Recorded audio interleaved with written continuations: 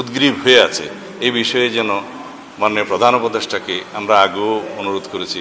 জাতীয় রূপরেখা এবং মন্ত্রণালয় সংশ্লিষ্ট কমিশনগুলোর সঙ্গে বৈঠক কিংবা বিএনপির গুরুত্বপূর্ণ রাজনৈতিক সিদ্ধান্ত সব ক্ষেত্রেই আজকাল যার কণ্ঠে দলটির অবস্থান স্পষ্ট হয়ে ওঠে তিনি বিএনপির স্থায়ী কমিটির সদস্য সালাহ উদ্দিন আহমেদ। বিভিন্ন কমিশনের সঙ্গে বৈঠকের পর তিনি যেভাবে সাংবাদিকদের কাছে প্রতিটি বিষয়ে ব্যাখ্যা দেন তাতে বোঝা যায় রাষ্ট্র পরিচালনা ও প্রশাসনিক বিষয়ে তার জ্ঞানের গভীরতা কতটা বিস্তৃত। এমনটা স্বাভাবিকই, কারণ তিনি ঢাকা বিশ্ববিদ্যালয়ের আইন বিভাগ থেকে একজন মেধাবী শিক্ষার্থী।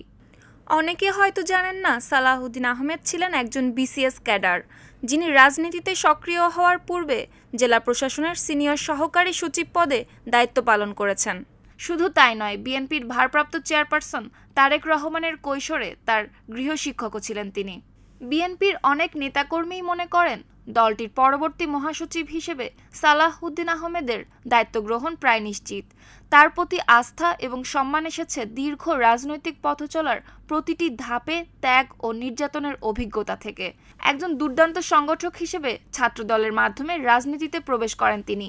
ছাত্র জীবনে ঢাকা বিশ্ববিদ্যালয়ে শাসনবিরোধী আন্দোলনের এক প্রগতিশীল নেতা হিসেবে পরিচিত ছিলেন। আন্দোলন দমাতে তাকে একবার মারধর করে মৃত ভেবে কার্জন হলের সামনে রাস্তায় ফেলে রাখা হয়। সেদিন রাতে সাংবাদিকদের তৎপরতায় তার জীবন রক্ষা পায়।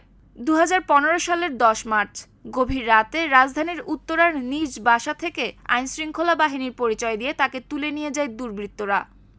এর 2 মাস পর তাকে ভারতের শিলং শহরে খুঁজে পাওয়া যায়। দীর্ঘ প্রবাস জীবন শেষে তিনি 2023 সালের 11 আগস্ট দেশে ফিরে আসেন। সালাহ উদ্দিন আহমেদ 3 বার কক্সবাজার 1 আসন থেকে সংসদ সদস্য নির্বাচিত হন, যা এই আসনে একটি রেকর্ড।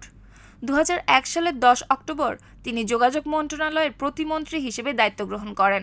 একই সঙ্গে তিনি ছিলেন কক্সবাজার জেলার ইনচার্জ মন্ত্রী। কক্সবাজারের চকরিয়া থেকে পৃথক করে 2002 সালের 27 ফেব্রুয়ারি তিনি পেকুয়া উপজেলাটি প্রতিষ্ঠা করেন। এই উপজেলার জন্য প্রয়োজনীয় অবকাঠামো ও উন্নয়ন কাজ শুরু করেন, যার সুফল আজকের পেকুয়াবাসী ভোগ করছে। সালাহ উদ্দিন আহমেদ কেবল একজন রাজনীতিবিদই নন, বরং তিনি একজন চিন্তাশীল প্রশাসক, দক্ষ সংগঠক এবং একজন সুশৃঙ্খল নেতা, যিনি দেশের রাজনীতিতে দীর্ঘস্থায়ী প্রভাব ফেলেছেন।